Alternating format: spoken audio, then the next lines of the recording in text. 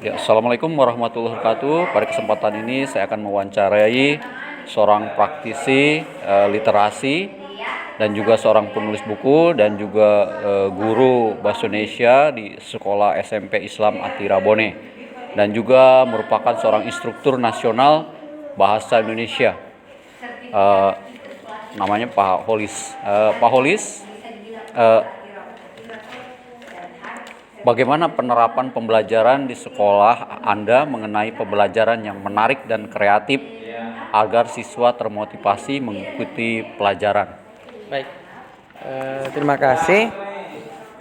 Terkait dengan penerapan pembelajaran yang menarik dan kreatif, tentunya wajib dimiliki oleh semua guru. Apalagi kita tahu bahwa anak-anak saat ini mengalami lost generation setelah pasca pandemik selama 2 tahun.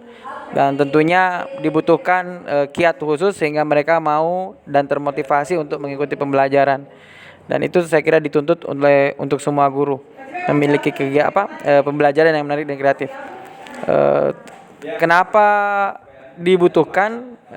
Kita tahu bahwa saat ini anak-anak sifatnya itu baru mau mengikuti, baru mau menyimak dengan baik apabila mereka tahu apa maknanya pembelajaran bagi mereka. Selain itu, gaya belajar mereka pun saat ini juga terdiferensiasi, tidak hanya satu jenis saja tetapi banyak, sehingga memang dibutuhkan guru yang bisa merancang sebuah pembelajaran yang menarik dan kreatif. Terima kasih. Adakah atau pernah siswa di sekolah Anda yang berkebutuhan khusus bersekolah di sekolah Anda? Dan apabila ada, bagaimana menangani siswa tersebut dalam pembelajaran? Ada di Sekolah Islam Atira, khususnya di Bone, secara umum memang siswa-siswa pilihan, namun secara umum kita membuka jalur untuk anak-anak yang inklusi yang memiliki kebutuhan khusus. Salah satunya yang pernah saya dapat tidak sampai pada tahap autis, tapi memang ada kecenderungan anak tersebut tidak bisa terfokus pada satu hal sehingga butuh banyak gerakan dalam proses pembelajaran. Solusinya mungkin dalam bentuk metode yang saya terapkan. Artinya metode pembelajarannya harus mengakomodir semua bentuk gaya belajar anak. Salah satu contohnya itu metode window shopping, yang mana anak-anak diminta untuk menggali informasi dalam bentuk belanja materi yang kemudian di setting seperti orang berbelanja di supermarket, sehingga anak-anak tidak hanya duduk mendengarkan tetapi mereka berjalan mengikuti stand-stand yang dibuat, sehingga selain mereka menyimak dengan baik di setiap stand belanja informasi, mereka juga bergerak sehingga banyak gaya belajar yang diakomodir. Oke, ya, terima kasih. Faktor kendala apa saja yang menghambat pembelajaran sehingga pembelajaran siswa tersebut dikatakan tidak tuntas atau nilainya bermasalah? Baik, kalau terkait dengan kendala-kendala yang ditemui sehingga ada pembelajaran siswa yang tidak tuntas atau nilainya bermasalah, sebenarnya berangkat dari individu anak-anak sendiri, dalam artian motivasi mereka saja yang berbeda sebenarnya. Jadi ada satu atau dua orang yang seharusnya bisa mengikuti algoritma pembelajarannya teman-temannya, namun mereka tidak bisa menanamkan motivasi itu, sehingga mau tidak mau akhirnya ketinggalan. Secara jujur, semua guru pasti biasanya menemui kendala tersebut, dan untuk mengatasinya tentu dibutuhkan waktu khusus di luar jam pembelajaran untuk mengatasi siswa-siswa seperti ini. Dan harapannya sih tidak sampai ke tahapan evaluasi akhir, sehingga di bagian muara evaluasinya semuanya bisa tuntas dan diselesaikan. Ya, terima kasih. Pak Holis, bagaimana fasilitas, sarana, dan prasarana sekolah menunjang pembelajaran di sekolah Anda? Baik, saat ini SMP Islam Atira Bone punya semangat untuk digitalisasi pembelajaran, dan semangat itu tentu diiringi dengan tersedianya fasilitas sarana dan prasarana di sekolah. Semua yang disiapkan oleh sekolah saya rasa sangat mendukung tujuan dan visi dan misi yang ingin dicapai sekolah. Semua yang disiapkan fasilitas sarana dan prasarana menjadi media, menjadi support system yang membuat guru bisa mencapai tujuan pembelajaran yang diinginkan, khususnya terhadap anak-anak didikannya. Ya, terima kasih. Bagaimana sekolah Anda membina hubungan antara sekolah dan orang tua siswa? Jadi keterlibatannya orang tua siswa dan sekolah dalam pembelajaran di sekolah. Oke, di sekolah, kalau di SMP Islam Atira Bone, orang tua siswa adalah tidak hanya sebagai pelanggan, tidak hanya sebagai customer, tetapi juga sebagai mitra atau partner dalam membimbing dan mendidik anak-anak di sekolah.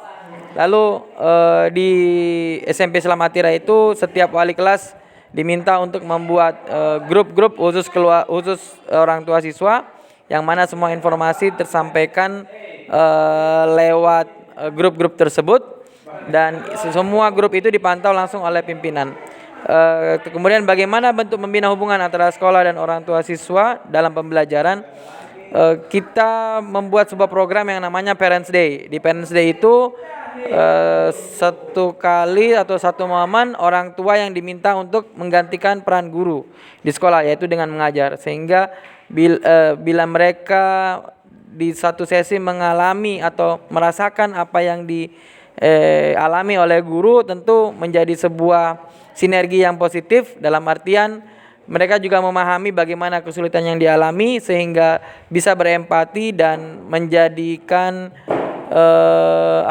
kegiatan itu sebuah bentuk dukungan orang tua kepada siswa, karena mereka merasakan bahwa apa yang dialami guru serta kendala-kendalanya di dalam proses pembelajaran. Oke ya, terima kasih. Nah, ini yang paling menarik sesuai dengan praktisi Anda. Bagaimana penerapan pembelajaran literasi di sekolah Anda?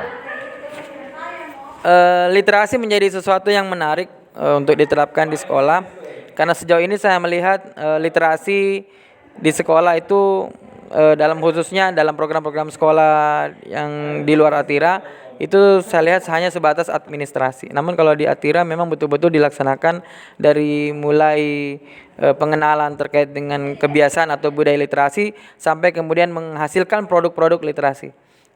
Sejak awal masuk sebagai siswa baru di tahun pertama, mereka sudah diwajibkan untuk menyiapkan buku yang harus dibaca, dan minimal di Atira itu minimal 4 buku dalam setahun. Itu untuk literasi baca. Sedangkan literasi tulis, kami menerapkan program buku diari, khususnya di guru-guru bahasa Indonesia. Jadi buku diari itu anak-anak angkatan pertama, tahun-tahun pertama itu mereka diwajibkan menulis 1 lembar per hari untuk buku diari yang kecil, dan itu kontinu selama 1 tahun. Jadi nanti dikoordinir langsung oleh guru mata pelajaran bahasa Indonesia. Sampai kemudian muaranya adalah di kelas 9 mereka menghasilkan sebuah produk yang layak baca di masyarakat dalam bentuk buku yang diterbitkan dan beri ISBN. Kemudian dipasarkan juga sekaligus untuk menjadi cenderamata dari sekolah bila mana ada tamu atau mitra yang berstudi banding di sekolah. Dan buku itu yang menyusun anak-anak. Guru hanya bersifat sebagai fasilitator dan inisiator, sedangkan semua proses kreatif penulisan itu dari anak-anak.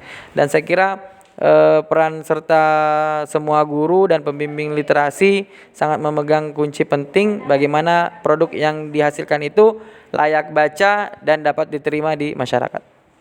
Oke, terima kasih. Dan ini yang terakhir, yaitu bagaimana penerapan pemanfaatan teknologi dalam pembelajaran di sekolah? Oke. Saat ini untuk teknologi saya kira seperti pisau bermata dua. Di satu sisi mereka menghasilkan sesuatu yang positif, di sisi lain mereka bisa mendatangkan hal-hal yang negatif. Namun untuk posisinya dalam pembelajaran sekolah pun sama. Terkadang anak-anak yang tidak bisa menjaga amanah malah memanfaatkan teknologi yang diberikan memanfaatkan teknologi dalam proses pembelajaran malah menjadikan teknologi itu sesuatu yang malah membawa keburukan buat mereka. Namun di Atirabone, saya kira guru-guru punya perencanaan yang matang dalam rancangan pembelajaran mereka dalam hal pemanfaatan teknologi dan semua yang mendukung di dalamnya, sehingga anak-anak yang diberikan kepercayaan memegang gawai atau gadget itu memang betul-betul memanfaatkan gawai mereka untuk proses pembelajaran. Dan kuncinya adalah rancangan pembelajaran yang dibuat oleh guru yang mengarahkan anak-anak memanfaatkan teknologi itu dengan sebaik-baiknya dalam proses pembelajaran. Oke, ya, terima kasih Pak Holis atas wawancaranya. Waalaikumsalam warahmatullahi wabarakatuh.